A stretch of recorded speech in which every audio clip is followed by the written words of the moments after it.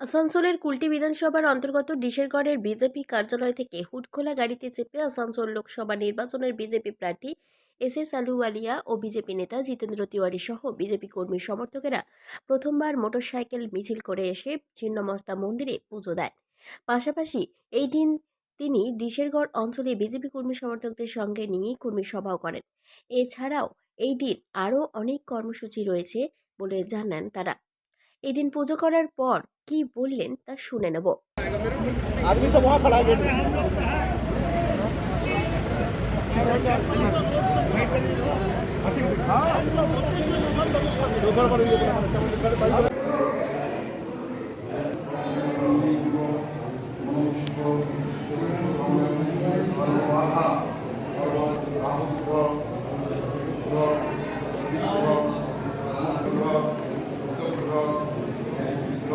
আমাদের নরেন্দ্র মোদীজি আগেই বলেছেন যে সমস্ত কেন্দ্রেই পদ্ম চিহ্নই আমাদের প্রার্থী, এবং তারপর আসানসোলের মতন জায়গায় যেখানে আমরা একটা এক্সপিরিয়েন্স লোক চাইছিলাম, সেখানে ৬-৭ বারের সাংসদ, মন্ত্রী ছিলেন, পার্লামেন্টে সমস্ত কিছু বোঝেন, মানুষের সমস্যার কথা কীভাবে পার্লামেন্টে বলতে হয় সেটা জানেন, সেই ধরনের অভিজ্ঞ প্রার্থী আমরা পেয়েছি। ন্যাচারালি ওনাকে নিয়ে আমরা আপ্লুত, এবং ওনাকে নিয়ে আজ ছিন্নমস্তা মন্দিরে পুজো দিয়ে আমরা আমাদের প্রচারের কাজ স্টার্ট করি।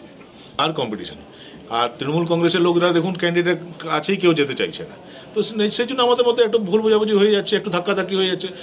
সবাই ক্যান্ডিডেট কাছে যেতে চাইছে, অনেক দিন পর ওনাকে পেয়েছে, আসানসোলের ভূমিপুত্র, কিন্তু 30-40 বছর পর আবার আসানসোলে এসছেন।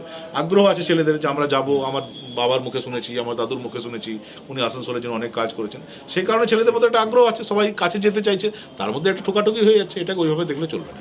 আসানসোলের কুলটি থেকে বান্টি খানের রিপোর্ট, 99 নিউজ বাংলা।